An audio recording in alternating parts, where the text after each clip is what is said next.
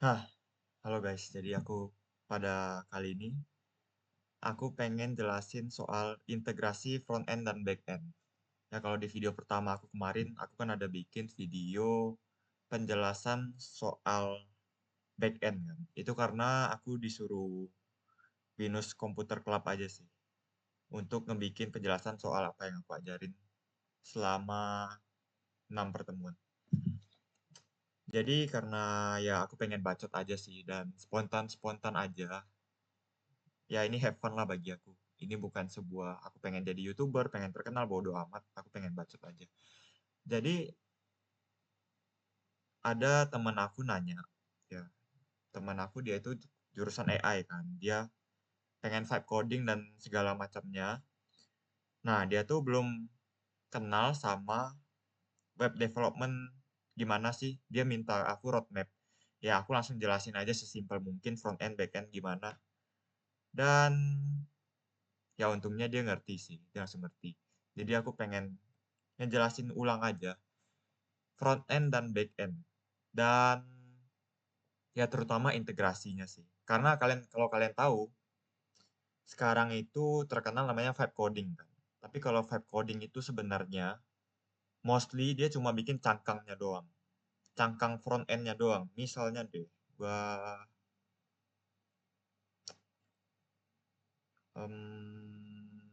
cloud ya yang terkenal sekarang deh.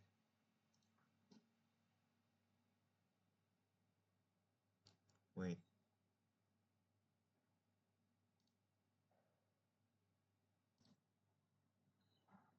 Sorry. Oke, nggak jadilah.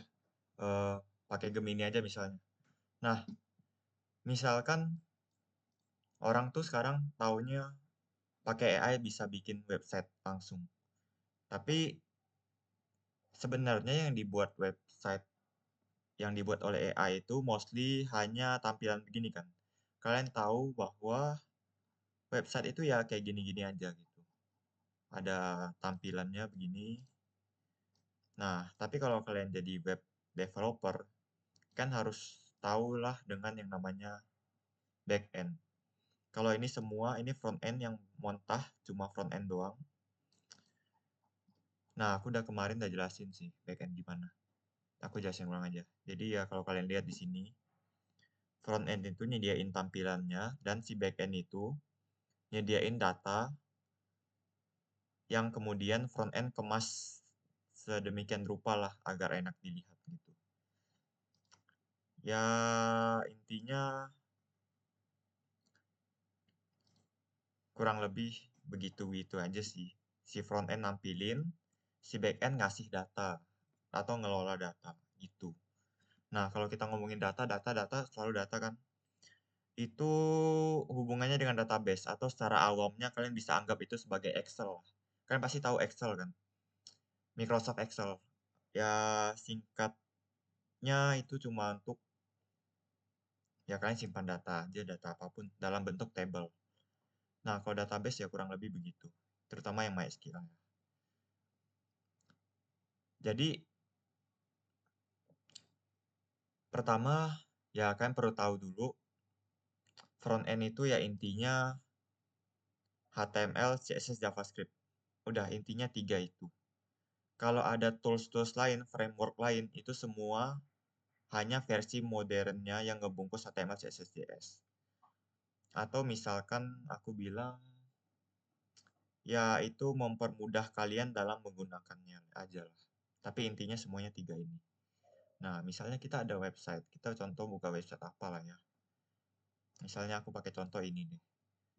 Nah, ini semua, ini website yang aku bikin, ya ini dummy aja. Website demonstrasi aja. Kosongan ya. Jadi, semua ini tampilannya ini di-generate oleh AI. Nah, tapi apakah aku minta AI generate tampilannya berarti websitenya udah selesai gitu aja? Tentunya enggak. Ya, tentunya aku perlu bikin sebuah backend. Backend itu apa? Backend itu ya untuk ngurusin data. Misalnya data lapangannya ada lapangan apa aja. Terus jadwalnya ada jadwal apa aja, harganya berapa, jam berapa. Gitu. Nah, Si front end ini tugasnya cuma nampilin doang. Kalau kalian lihat, ya ini kalian bisa klik kanan terus kalian inspect. Nah, ini kalian bisa ngelihat hampir semua website ya. Strukturnya gimana. Kalau aku bilang front end, ya intinya HTML, CSS, JS. Ini kalau kalian lihat di sini, di kanan ini, bagian inspect ini. Ini HTML kan. Ya, dia struktur-strukturnya lah. Ibaratnya kalau kalian dalam sebuah rumah, itu kalian tentuin strukturnya, temboknya di mana, atapnya, terus lantainya gimana, dan ya ibaratnya blueprint sebuah rumah lah. Ya kalau kalian dengar istilah HTML, ya itu cuma kayak struktur sebuah website. Misalnya di sini ada sebuah teks, di sini ada sebuah kotak nih, kotak putih. Nah, di sini ada sebuah tombol, tulisannya login. Nah, itu semua ditentuin oleh struktur HTML. Nah, kemudian kalau ada struktur, ya ibaratkan sebuah rumah, ya tentu kita kasih styling. Styling itu ibaratnya seperti apa ya, style-stylenya gitulah. Ibaratnya warnanya warna apa, ini warnanya kita pengen bikin warna ungu, terus ini ukurannya lebih gede, terus ini ukurannya kecil, terus warnanya abu-abu, nah begitu, itu stylenya lah istilahnya. Nah, ibaratkan sebuah rumah lah, bayangkan sebuah website itu seperti sebuah rumah, dan ya rumah itu tentu ada strukturnya, seperti HTML ini, strukturnya ada tulisannya, letaknya di mana-mana, terus ada stylenya, ibaratnya catnya, cat rumah kalian tuh warnanya apa, kalian kasih interior yang keren-keren biar menarik dilihat, dan ada JavaScript. JavaScript itu ibaratnya sedikit lebih canggih, ibaratnya listrik di rumah kalian, barang-barang elektronik di rumah kalian. Ya kalau kalian bilang, bisa nggak aku bikin website hanya HTML dan CSS? Ya bisa banget ya. Tapi ya sama kayak rumah, ibaratnya kalian bikin rumah, cuma temboknya doang, ada kasih cat yang bagus-bagus, tapi kalian nggak ada listrik, nggak ada elektronik, nggak ada wastafel, nggak ada air, segala macam. Jadi ibaratnya tembok dan cat doang. Ibaratnya gitu. Nah, JavaScript itu kalau di konteks website ya, itu untuk manipulasi struktur HTML dan CSS-nya gitu. Untuk manipulasi websitenya. Misalkan, kalau aku tekan tombol ini, nah dia merubah struktur HTML yang ada, jadi muncul ini nih. Jadi ada sesuatu yang terjadi ketika aku ngelakuin sebuah aksi. Si aku tekan, buka, tutup. Ya, ibaratkan kalau di rumah kalian ada AC, kipas angin, ya, atau tempat cuci tangan, itu kan kalian ngelakuin sesuatu tuh. Ya, misalnya kalian pakai remote AC kan tekan. Terus ada sesuatu yang terjadi di rumah kalian. Nah, itu kalian bisa pakai analogi itulah. Ya, kayak sebuah website, dia perlu JavaScript untuk memanipulasi websitenya gitu. Misalnya kalau aku tekan ini, aku tekan lagi ini, nah dia munculin sesuatu. Nah, itu tugasnya si JavaScript. Yang berkaitan dengan interaksi dengan pengguna. Ya, kurang lebih begitulah. Ibaratnya kalau rumah kalian ada saklar-saklar lah kan. Ya, kalau kalian tekan, oh lampunya mati. Kalau kalian tekan lagi, lampunya hidup. Atau ya berbagai benda-benda lain lah yang elektronik yang kalian bisa atur-atur gitu. Nah, intinya kalau kita ngomongin front end intinya begitu. Kalau front end itu kalian vibe codingnya gampang. Misalkan ini, di Gemini ini, aku tinggal bilang buatkan saya website portofolio pribadi misalnya. Nah, dia langsung nih bikin. Ini ada tampilannya kayak gini. Kalau ditekan-tekan ya bisa ditekan gini. Kita juga bisa lihat codingannya. Nih, ini codingannya. Dia pakai React. Ya. React JavaScript. Nah, kalau kalian udah sedikit lebih advance ya, kalian bakal sedikit lebih jarang dengar HTML, CSS, JavaScript.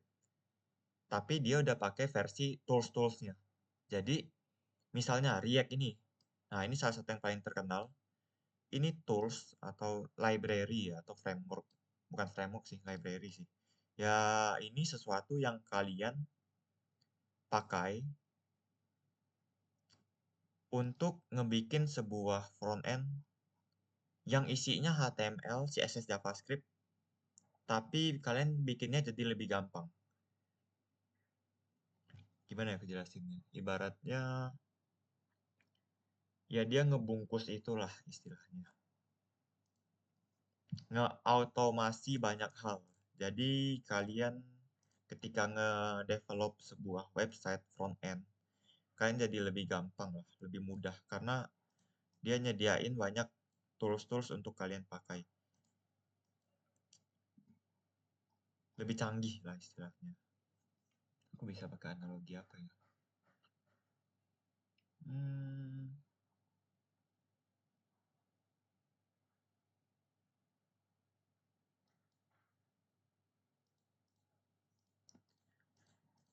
ya begitulah. Ya, jadi intinya tiga itu sebenarnya. HTML, CSS, JavaScript ini kayak mentahnya. Dan banyak tools-tools seperti React, Vue sebutannya, itu seperti pembungkus dari HTML, CSS, JS-nya. Oh, aku bisa gunakan analogi ini. Misalnya kalian bikin sebuah kue, kalian pengen bikin kue. Nah, itu kan pakai tepung, terus kalian pakai gula, pakai segala macam lah bahan-bahan itu. Nah, kalau kalian pakai tepung misalnya, ya itu kan kalian, atau kalian bikin roti deh misalnya. Nah, itu kan kalian nggak perlu pakai gandum mentahnya kan. Atau pakai apalah, tanaman nabati yang dipakai itu. Kan nggak perlu pakai mentah, tapi kan udah pakai yang disediain orang. Atau pakai contoh lain apa ya? Hmm, ya ibaratnya ini ngebungkus lah. Kalau kalian ngebikin sesuatu, kalian nggak harus mentah-mentah banget. Tapi kalian pakai yang udah disediain orang gitu. Yang sebenarnya ya isinya HTML, CSS, JS juga. Terus bedanya ini dengan HTML, CSS, JS mentah apa? Ya kita coba bongkar dikit dulu lah ya. Ini aku pakai contoh satu project aku yang gini. Di sini semuanya kalian bisa lihat HTML, CSS, JS-nya bentukannya kayak gini. Ya lewat inspect. Dan isinya kalau kalian lihat ini folder projectnya. Nah, jadi di kasus ini aku pakai Vue. Vue itu salah satu ya tools untuk ngoding front end agar lebih mudah, lebih enak aja. Kalau kalian lihat di sini, kesannya kayak banyak kan? Kayak banyak banget filenya, kalian bakal pusing gitu. Tapi sebenarnya ya ini semua kalian nggak perlu tahu ini semua, ini banyak banget filenya. Ini ibaratnya kalau kalian nyetir mobil, kalian nyetir mobil. Kalian nggak harus ngerti semua komponen di mobilnya. Ya kalau ngerti lebih bagus sih, tapi kan nggak harus ngerti semuanya untuk bisa nyetir sebuah mobil. Ibaratnya kalian nyetir mobil, motor deh, motor. Ya, yang kalian tahu kan nyalain mesinnya, terus kalian cara gasnya, kalau matic ya, gasnya, terus belokin kiri kanan, ya intinya gitu. Kalian nggak harus tahu kayak ini cara mesin ini bekerja gimana, kayak nggak harus tahu kayak cara dia pakai bahan bakarnya gimana segala macam. Ya kalian pakai aja gitu. Nah, aku bakal jelasin singkatnya. Front end itu kalau kalian tahu isinya HTML, CSS, JavaScript kan.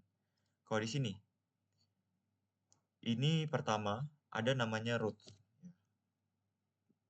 Ya di sini nggak. Nah ini roots ini. Ini pakai TypeScript ya. Ini kayak versi advance-nya JavaScript. Di sini ya ini aku ngikutin aturan dari framework yang ada dari Vue-nya. Dan yang pertama root. Kalau sebuah website front end kan ada sebuah link kayak gini. Ini link. Ya kan? Kalian tentuin linknya, kalau dibuka link ini munculnya apa. Kan ada slash-slash kayak gitu. Ya kalau misalnya dibuka slash login munculnya apa? Dia bakal munculin ini, munculin itu gitu. Nah, itu ditentuin oleh roots di dalam front end kalian. Jadi yang ini pertama, kalian tahu ketika ngebikin sebuah front end menggunakan sebuah tools, yang pasti roots-nya. Nah, ini detailnya kayak gimana, kayak kalian nggak perlu banyak pusingin detailnya. Tapi yang pasti, kalian tahu basic-basicnya aja, gambaran besarnya gimana. Kalau di contoh ini, ya ibaratnya kalau kalian ngebuka slash kosong, ya ini dia langsung ngebuka tampilan website ini. Tampilan file.vue ini. Yang kalau kalian lihat, yang kalau kalian lihat, misalnya aku buka nih, slash kosong nih. Nah, si roots itu dia bakal ngasih tahu si webnya ngebuka tampilan yang mana. Misalnya nih, ini kan slash kosong, dia buka tampilan ini.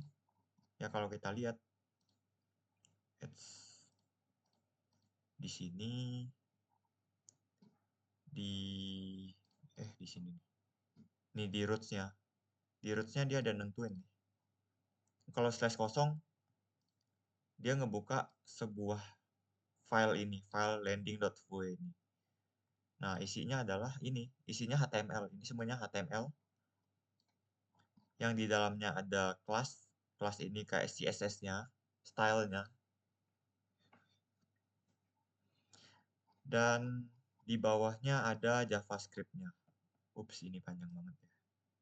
Nih, ini JavaScript-nya. Nih, ini JavaScript, isi JavaScript. Ini panjang banget. Nah, kalau kalian tanya, apakah aku ngetik sebanyak ini? Ya, ini bukan aku yang ngetik. Ini semua AI yang ngetik. Yang penting kalian ngerti konsepnya, ya kalian bisa merintah AI sesuai apa yang kalian mau.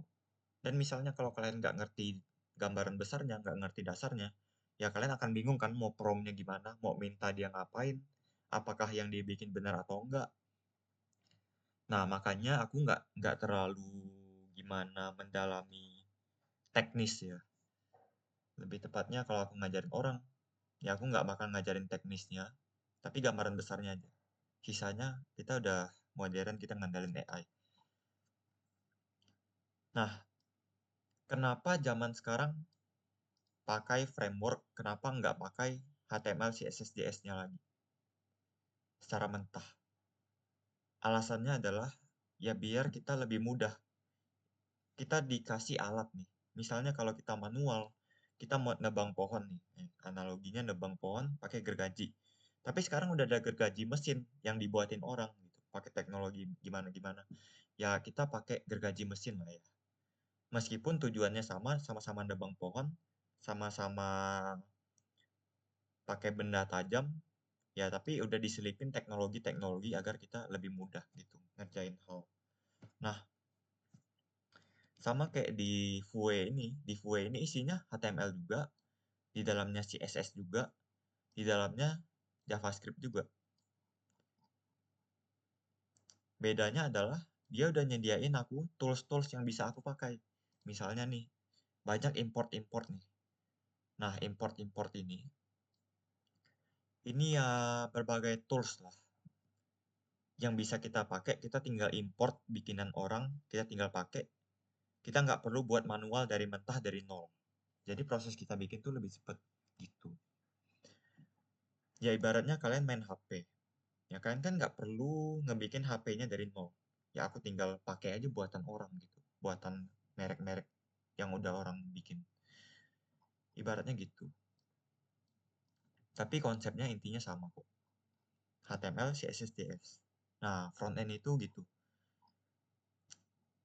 Nah, yang utamanya, fitur utamanya dari framework-framework yang ada, yang paling sering kalian pakai. Yang pasti, Roots ini, terus tampilannya, ya file HTML, CSS, JS-nya, yang digabung dalam satu file ini, sama import-import gini. Kalau di HTML mentah ya mungkin import-importnya agak lebih susah, tapi kalau di sini lebih gampang lah. Nah, di banyaknya file ini, intinya cuma dua ini yang utama yang perlu kalian tahu. Indeks ini, indeks root, ya, rutenya, alamat website kalian. Terus tampilannya. Ya, terus import-import ini ya sesuai tools yang kalian pakai. Ya beda tools yang beda yang diimport gitu. Terus untuk tampilan, ya sekarang udah banyak orang yang nyediain tampilan gratis, komponen gratis. Misalnya sebuah tombol nih, pakai Naive UI. Kalau kalian tahu di front end itu, ya biasa terkenal itu SatCN. Atau ya kalau kasus ini aku pakai kayak Naive UI. Di sini ya dia kayak nyediain komponen kalian pakai. Jadi kalian pengen pakai ada button nih, tampilan kayak gini, ya kalian tinggal import aja. Jadi kalian nggak harus bikin buttonnya dari nol gitu.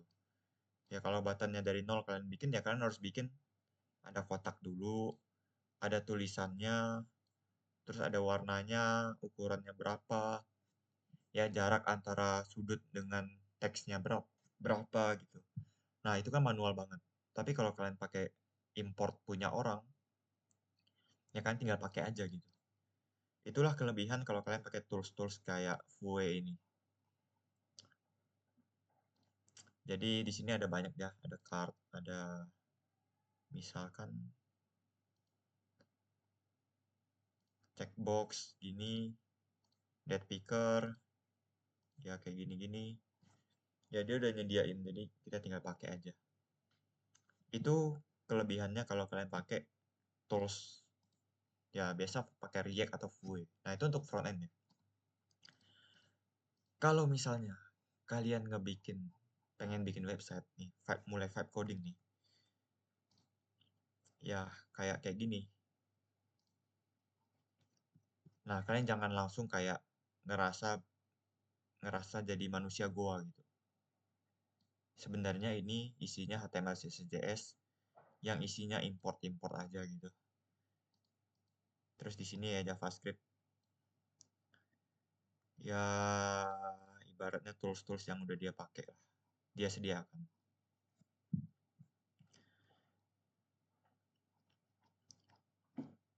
Ya kalau kalian lihat codingannya kayak gini, hasilnya kayak gini. Dalam satu kode ini. Kalau kalian copy ini, ya ini nggak bisa langsung kalian copy ke dalam kalian ngebikin file misalnya, file bla bla bla.js terus kalian masukin codingan ini, of course nggak bakal jalan. Ya ada step by stepnya lagi ya kalau kalian pakai tools. Misalnya dalam contoh ini, dia cuma ngasih satu file tampilannya doang. Tapi kan harus install toolsnya dulu. Misalnya kan harus create project nih. Ya, create project React misalnya. Dia bakal munculin banyak file gini. Terus kalian masukin ini, codingan Gemini ini, kalian masukin ke dalam satu file, misalnya landing.vue ini atau .js, bla bla bla itulah. Kalau React itu JSX ya, JSX. Nah, kayak udah bikin filenya, ya misalnya bikin file deh. New file abc.jsx. Terus kalian paste di dalam views ini. Ya of course ini bakal merah semua ya. Karena aku pakai Vue sedangkan ini codingan React. Dan udah itu kalian masukin ke roots-nya aja. Roots-nya kayak nambahin roots apa, slash apa, terus ngebuka tampilan ini. Terus ada komennya, ini di CMD, kan harus ngetik sesuatu, misalnya npm run dev, baru codingan kalian jalan menjadi sebuah website. Jadi penjelasan soal frontend ya kurang lebih gitu ya, terutama toolsnya. Ya kalian bisa cari di Gemini, cari di YouTube penjelasan soal front end. Tapi ya kalian jangan pusing, jangan kaget kalau ketika kalian bikin sebuah project yang ngegunain sebuah framework, library, itu ada banyak folder-foldernya. Sebenarnya itu semua kalian nggak harus ngerti, kalian nggak harus nggak pakai semuanya. Itu cuma sistemnya dia aja. Ya kalian cuma perlu tahu poin-poin yang kalian atur-atur lah, yang kalian manipulasi. Nggak semuanya kalian manipulasi. Nah, misalnya kalian udah ngerti bikin sebuah front end. Intinya sebuah tampilan website lah.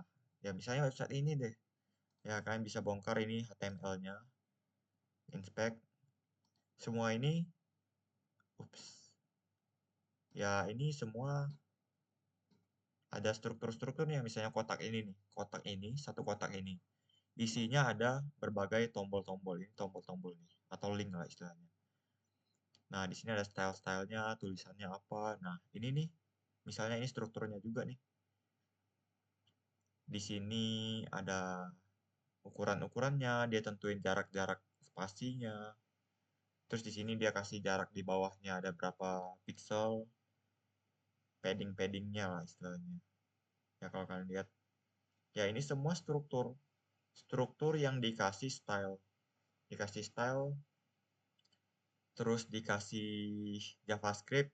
JavaScript itu yang ketika kalian tekan, dia tuh ngelakuin sesuatu gitu. Nih, ini JavaScript nih. Kalau ditekan, dia ngelakuin sesuatu, ada yang berubah. Nah,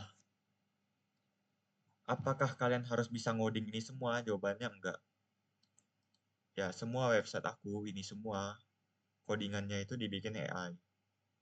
Tapi yang penting aku ngerti cara untuk, ya ngerti konsep-konsepnya lah. Dan kan harus punya selera dalam front end. Makanya aku kurang suka front end karena ini berhubungan soal selera. Kita ngomongin gambar deh. Ya, analogikan sebagai sebuah gambar. Kita ngegambar sebuah apalah misalnya pemandangan. Semua orang bisa ngegambar, ya, tapi bagus buruknya itu semua soal selera kan, ya kan? Kita semua bisa ngebikin sebuah garis, ngebikin sebuah titik, ngebikin sebuah warna. Ya, tapi balik lagi semuanya tergantung selera kita.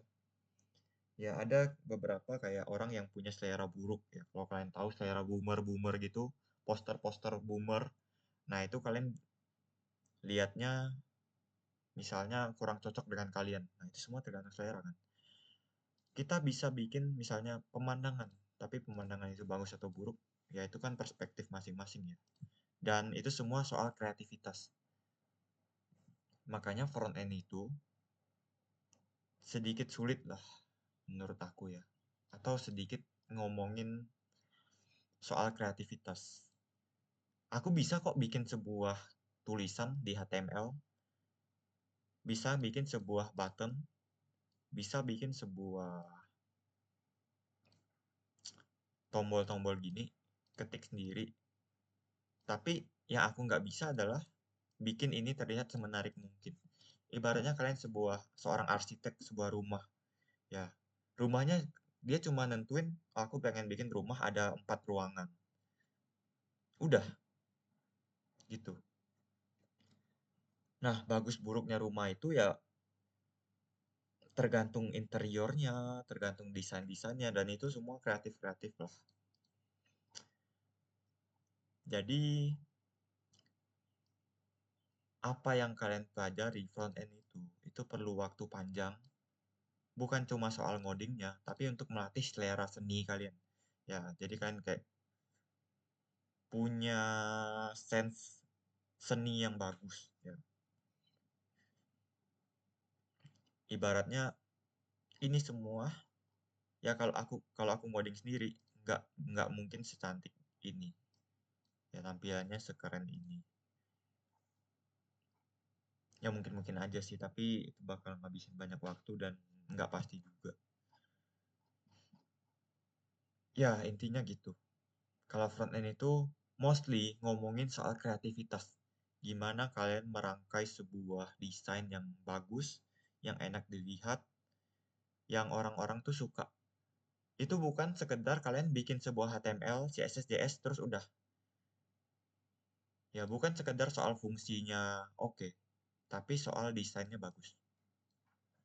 Udah selesai ngomongin front end sampai di situ lah. Detail-detailnya kalian bisa cari. Intinya, aku udah jelasin front end. Semoga kalian ngerti penjelasan aku yang agak berbelit-belit, karena ini semua spontan ya, mohon maaf ya. Oke, next. BTW judul kita adalah integrasi front end dan back end. Jadi, ya kita bakal masuklah ke sana ya. Kalau kalian lihat di sini, front end itu hanya sebuah cangkang kosong. Ini semua dikasih back end. Data-datanya dikasih sebuah back end. Nah, maksudnya tuh gimana? Maksudnya adalah si front end dia itu ngakses sebuah link, ya sebuah link yang ngasih sebuah data.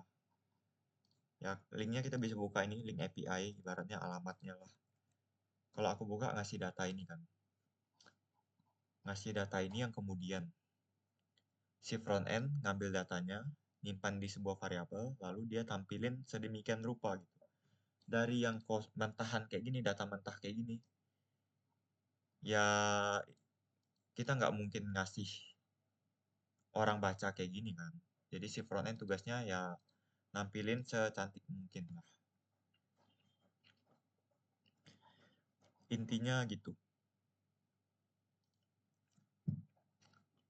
Ya, kalian bisa lihat soal pembuatan backend-nya di video aku sebelumnya, soal backend. Nah, jadi ketika kalian ngebikin front end, yang kalian pengen akses datanya secara dinamis, datanya berubah-berubah, yang ketika misalnya ada perubahan data nih, itu aku nggak harus ngoding HTML-nya, ngoding CSS-nya berubah-berubah. Nah, jadi front end itu nggak otomasi itu. Si JavaScript nggak otomasi itu berdasarkan backend-nya. Kalau kalian lihat codingan ini satu codingan yang nggak berubah lagi. Ya, hanya datanya yang berubah. Datanya diambil dari backend. Jadi dia kayak ada if else-nya di sini. Misalnya, jika data lapangannya tersedia, dia bakal warnanya hijau. Jika merah, maka warnanya merah. Jika nggak tersedia, maka warnanya merah. Terus, ya kalau ditekan, dia jadi biru, jadi ungu. Ya gitu-gitulah. Nah, jadi itu codingan yang diselipin JavaScript yang dia nyesuaiin berdasarkan data dari backend-nya. Kalau di sini, si backend ada statusnya, status available. Jadi si front end ngebaca nih statusnya apa. Kalau statusnya available, dia kasih warna hijau. Kalau unavailable, nggak ada, dia kasih warnanya merah. Yaitu logic di codingan front end-nya lah. Kayaknya aku terlalu banyak giving. Nah, intinya adalah si front end itu ngakses sebuah API ini. API, kemudian dia dapat data, dia bungkus datanya. Nah, kalau di kasus ini, kalian pengen vibe coding, ini mentah. Semuanya datanya dimasukkan di HTML-nya langsung. Jadi ketika kalian ngubah, aku pengen ini berubah nih. Pengen ini berubah, aku mau nggak mau harus ubah codingannya, codingan front end-nya. Dan itu sedikit kurang efisien.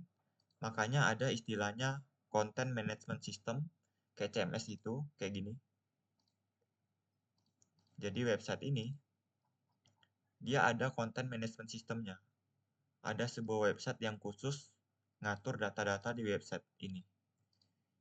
Ya, misalnya di sini ada login, aku login. Nah, di sini aku ngatur ada lapangannya, ada apa aja, terus ada jadwalnya, jadwal apa aja gitu.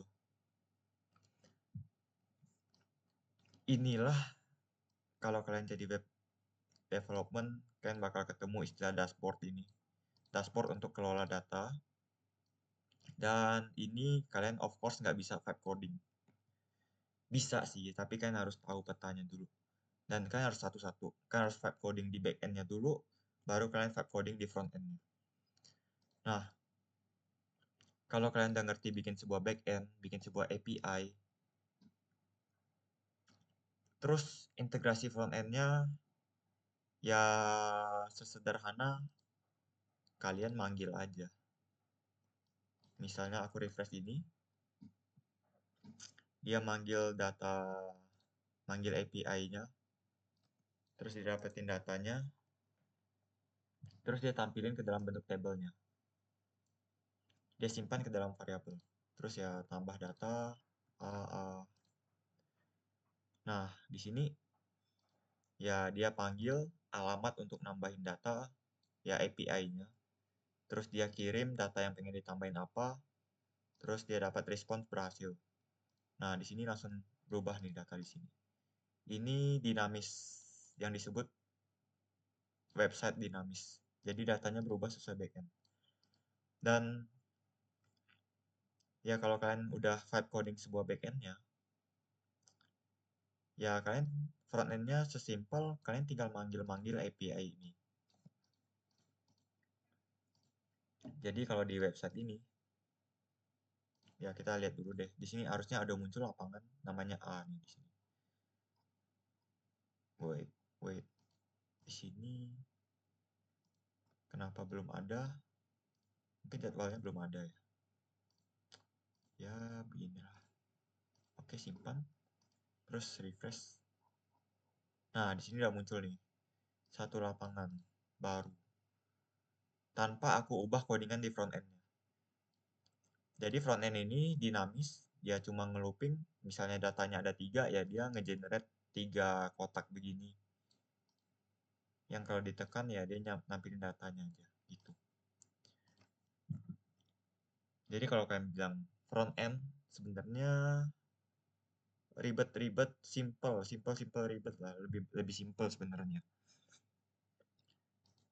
Yang ribetnya itu kalian bikin tampilannya bagus. Itu ribetnya kalau kalian bikin front end-nya. Dan ya front end itu kalian nggak ngurus database sama sekali. Kalian cuman manggil-manggil API aja yang udah disediain si backend-nya. Jadi ya, aku jelasin ulang nih konsepnya API. Jadi si backend dia itu ngebikin sebuah alamat-alamat website. Misalnya contoh ini. Ya, ini Swagger salah satu tools untuk ngetes sebuah API. Misalnya di sini dia ada nyediain API. Ya ini contoh aja ya, dummy. Misalnya sebuah pet. Mana ya? Try it out. Nih. Jadi si backend itu dia bakal ngasih kalian dokumentasi. Yang isinya ada link-link kayak gini nih. Linknya slash store slash inventory. Yang kalau kalian akses execute nih, dia bakal ngebuka bukan ngebuka ya, ngedapetin sebuah data. Datanya adalah kayak gini. Misalnya link ini. Ya intinya dia nyediain kalian sebuah link lah. Yang kalau dibuka dia ngasih kalian data. Udah intinya begitu sih. Ya dia ngasih kalian link di mana kalian bisa dapetin data, nambahin data, ngubah data, sama ngehapus sebuah data. Dan di front end kalian tinggal manggil-manggil aja gitu. Misalnya di contoh ini. Di contoh ini aku tinggal manggil data nih, fetch. Ya, fetch lapangan, fetch fields. aku ngambil data, ya aku nge-akses API nih. API-nya namanya public fields. Slash public fields, bener nggak? Nih, iya bener nih. Slash public fields. Terus aku simpan datanya ke dalam sebuah variabel. Udah aku simpan ke dalam datanya ke dalam variabel. Ya si front end-nya bakal ngelooping array-nya, ngelooping daftar datanya, list datanya ke dalam sebuah tampilan HTML CSS itu. Ya, intinya gitu. Di sini juga sama. Ya, aku udah nyediain di backend aku udah bikin sebuah link yang namanya kayak gini, yang kalau diakses dia bakal dapetin datanya. Kemudian datanya aku tinggal looping lagi ke bentukan kayak gini. Nih bentukannya kayak gini. Jadi kalau kalian pengen vibe coding, kalian harus 2 kali vibe coding. Pertama backend-nya dulu, kemudian front end-nya. Si backend itu kan ngebikin API-nya. API-nya contohnya kayak gini. Ya, misalnya untuk dapetin data pad, yang ngubah data pad, hapus data pad, segala macem. Yang kemudian kalian tinggal panggil-panggil aja di front end-nya.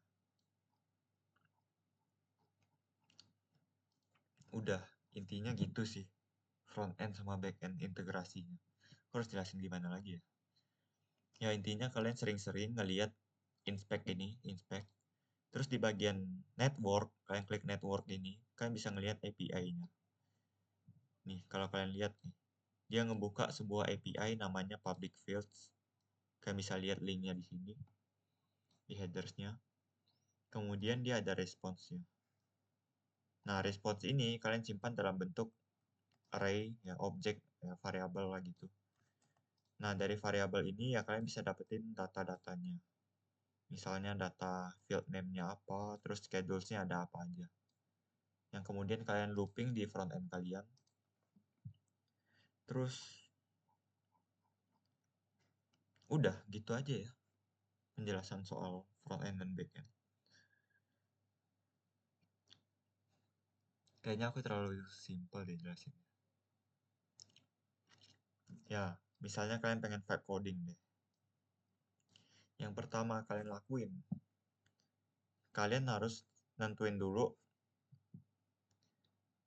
aplikasi yang kalian pengen buat tuh fiturnya apa aja. Terus strukturnya gimana. Terus ERD-nya gimana. Misalnya nih, aku pengen bikin sebuah aplikasi misalnya. Aku biasa pakai drawsql.app ini. Nah, aku bakal jelasin praktiknya ya, cara kerja aku ya.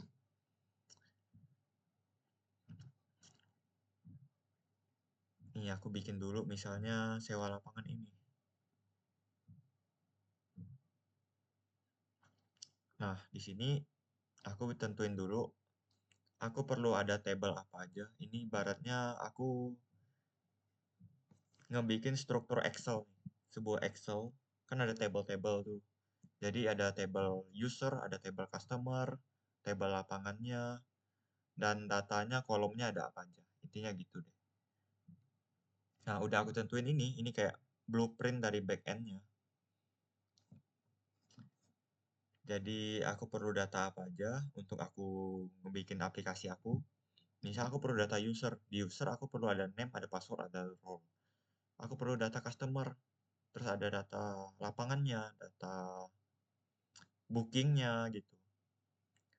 Nah, kalau kalian bikin sebuah back-end, jadi sebuah back-end programmer, yang pertama kalian lakuin adalah kalian harus pandai ngebikin sebuah struktur. Ya kalian harus pandai analisa lah. Analisa website kalian tuh butuh data apa aja sih. Terus flow-nya kayak mana. Terus kalian perlu petain lah fitur-fiturnya apa aja gitu. Yang paling basic sih CRUD. Bisa nambahin data, baca data, update data, sama delete data. Nah, udah kalian bikin strukturnya begini, Ini udah gampang nih, kalau kalian udah ngerti ini udah gampang. Ya, ini misalnya aku buka backend-nya. Nah, di backend sama kayak di frontend, kita pakai tools juga biasanya. Dan kalian nggak harus ngerti ini semua, kalian cuma ngerti sedikit aja dari sini untuk kalian ngebikin sebuah backend. Ya, aku nggak bakal jelasin detailnya banyak. Aku jelasin singkat aja. Ya, kalian lihat di sini. Setelah aku udah bikin blueprint-nya, aku bikin database-nya. Terus aku bikin table-tablenya di dalam database migration. Di sini ada table customer, table field, ya table user, package. Kalau di ini aku pakai Laravel, kalau pakai JS pun ya Express.js segala macam tools lain ya bakal mirip-mirip.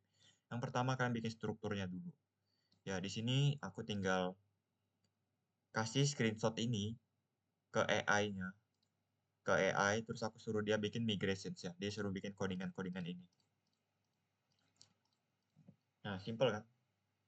Ini aku nggak ngetik, bukan aku yang ngetik ini, karena aku malas ngetik. Jadi aku vibe coding lah di sini. Ya, aku cek, oh ini udah bener, table-tablenya udah oke, data-datanya, kolom-kolomnya. Ya, terus aku loncat, aku bikin ke modelnya. Di sini modelnya ngikutin ini, sama kayak ini. Jadi aku pakai screenshot tadi. Aku minta dia bikinin modelnya. Modelnya ini kayak tabelnya ada table apa aja. Di sini table customer, table field.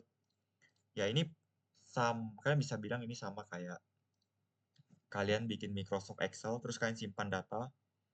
Tapi bedanya di sini kalau di Excel kan kalian bisa tinggal ngetik manual di Excelnya. Kalau di sini kalian udah bikin kayak sistemnya gitu. Untuk nambahin data baru secara otomatis. Nah, di sini ngikutin aja. Ya, di sini semua codingan AI. Kalian bisa lupain teknisnya semua. Kalian ngikutin AI aja lah intinya. Karena antara aku ketik sendiri atau AI yang ngetik ya codingannya gitu-gitu aja sebenarnya. Tergantung kalau kalian udah ngerti codingannya ya gampang lah semuanya. Terus kan aku udah bikin modelnya, terus aku bikin codingannya di controllers. Nah, udah bikin codingannya, lumayan panjang ya. Ini di codingan AI juga. Ya aku tinggal request, aku pengen kayak gini.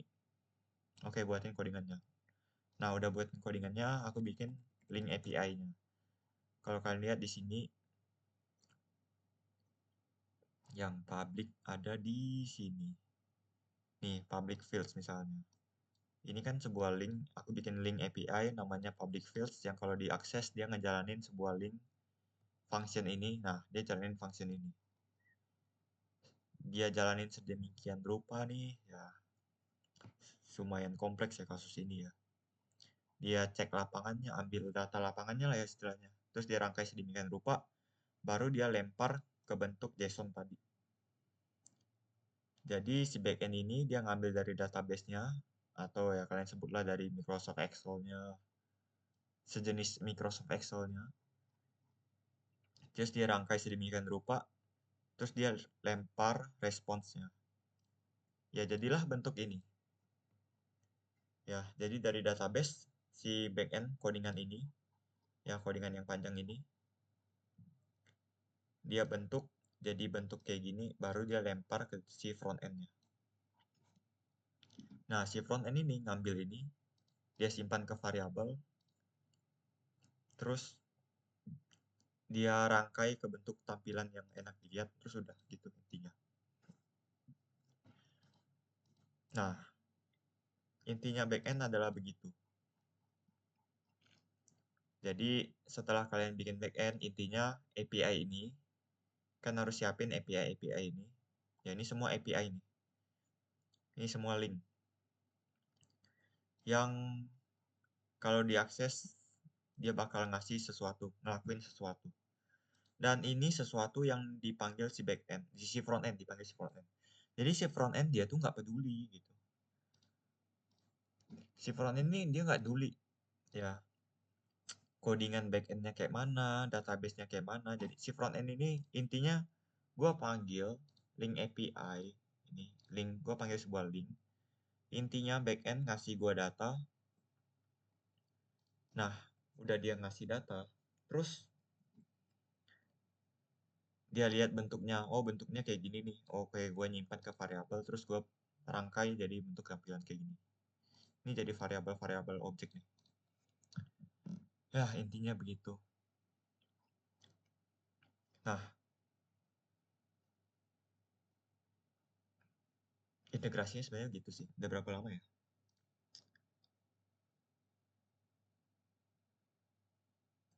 Oke. Terus, kalau misalnya kalian udah berhasil ngebikin, ya kalau di ini ya, ini kan front end-nya pakai Vue, back end-nya pakai Laravel. Jadi di kasus ini ya aku jelasin kalau kalian bikin website itu dia bakal dua folder terpisah gini, dua project terpisah. Dan ya kalian perlu ngerti dua-duanya lah, gambaran besarnya gimana.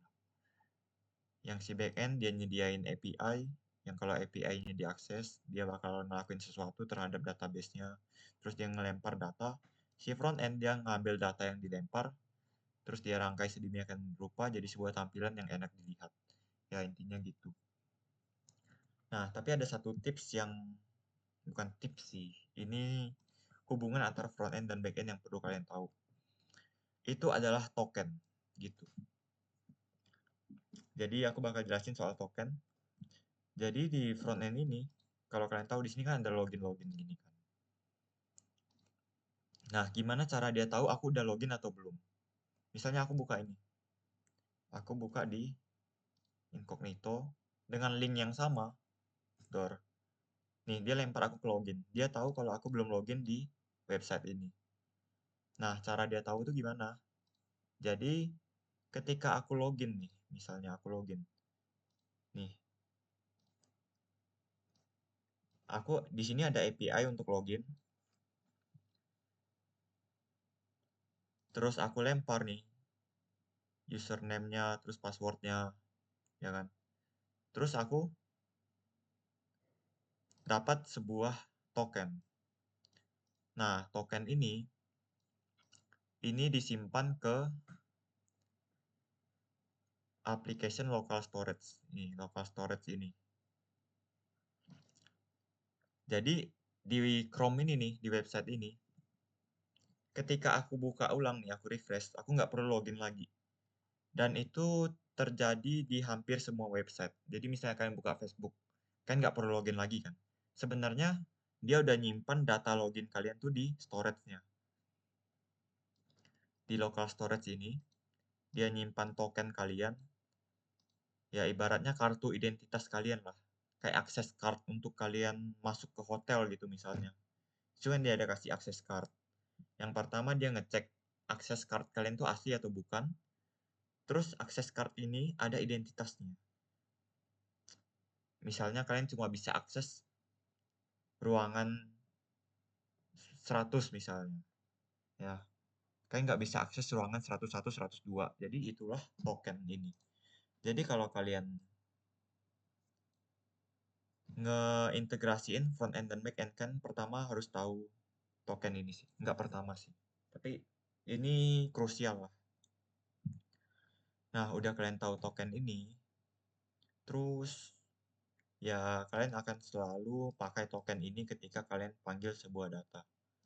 Misalnya aku pengen ngambil data pelanggan.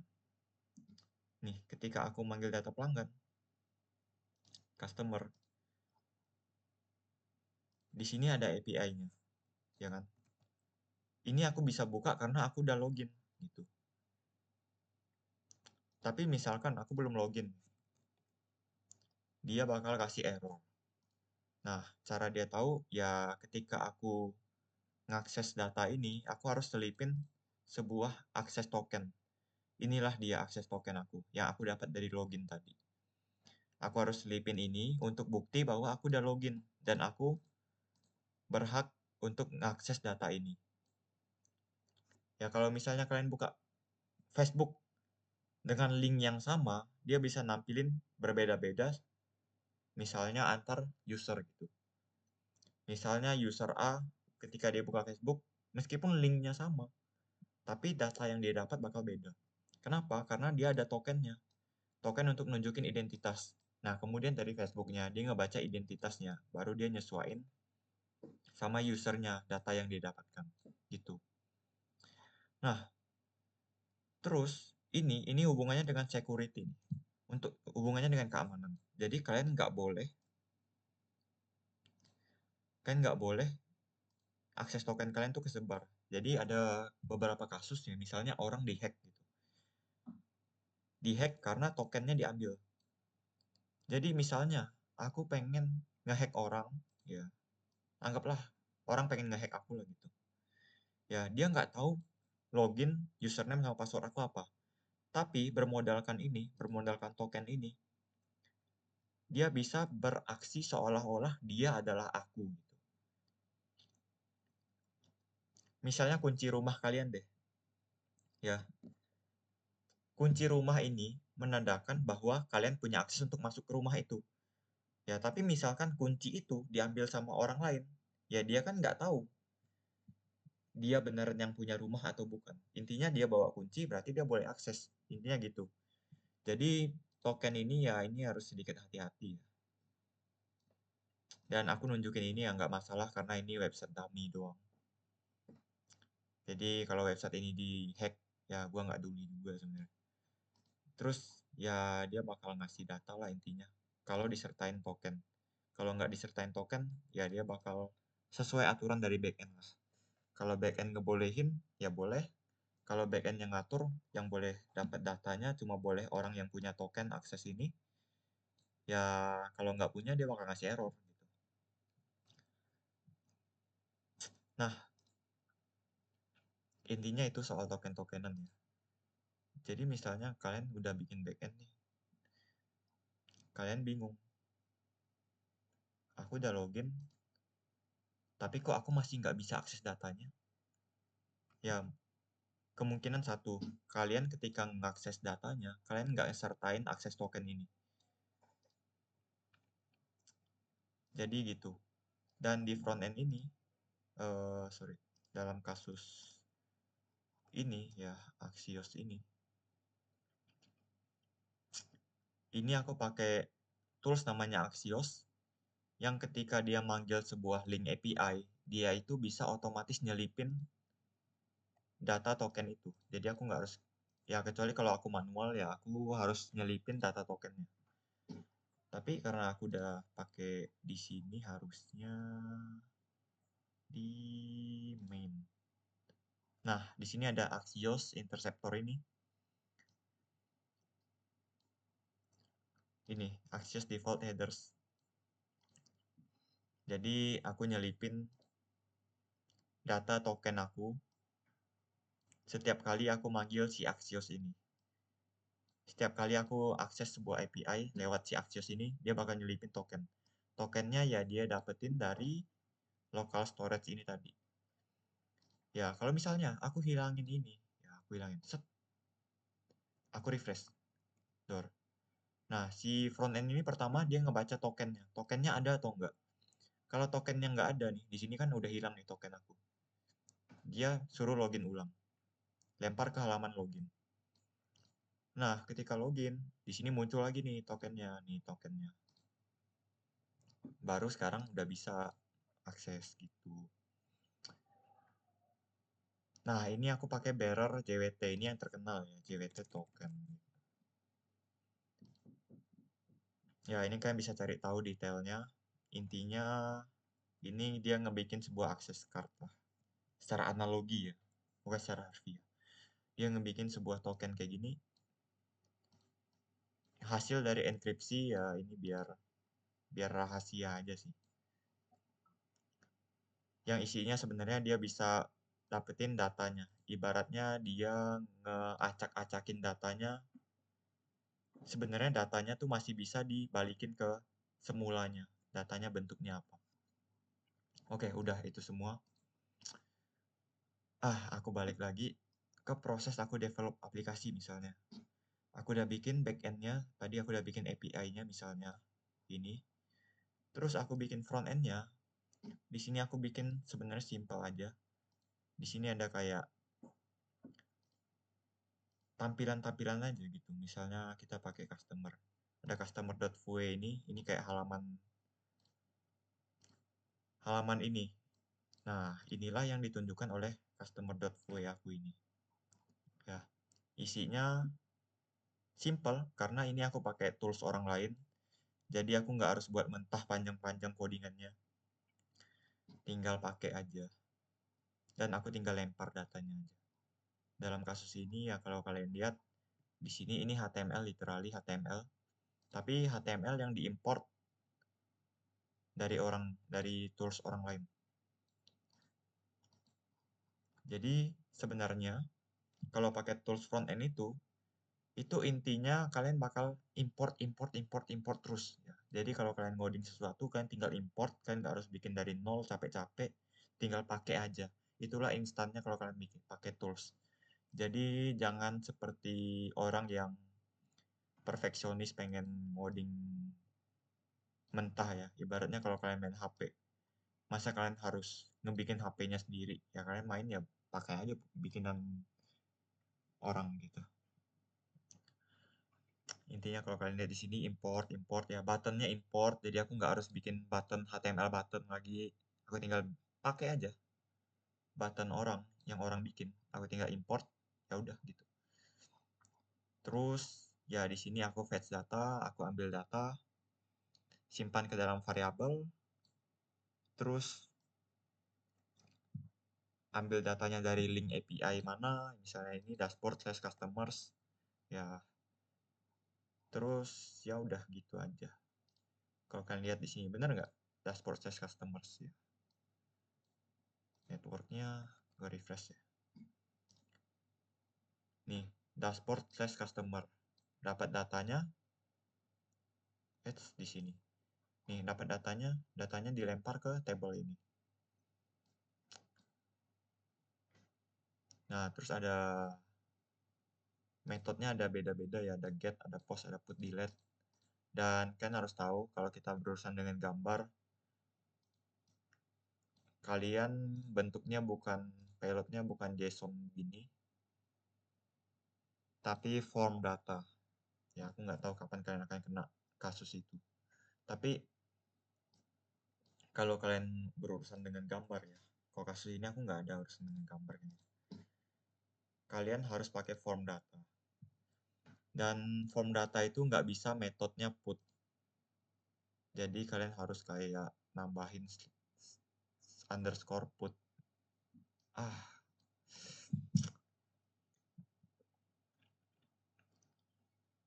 Ya semoga kalian nggak kena kasus itu lah. Ya pasti kena sih, tapi kalian harus tahu. Nantilah. Intinya, misalnya ini nggak jadilah. Ya udah intinya gitu. Oke, sekarang harusnya aku udah jelasin front end dan back end kayak mana, terus integrasinya kayak mana. Si front end ngakses API yang ngebalikin sebuah data, disimpan ke dalam variabel, terus dipakai, terus di looping ke dalam HTML-nya. Udah, intinya gitu. Kalau kalian lihat ini banyak, ya kelihatannya banyak, tapi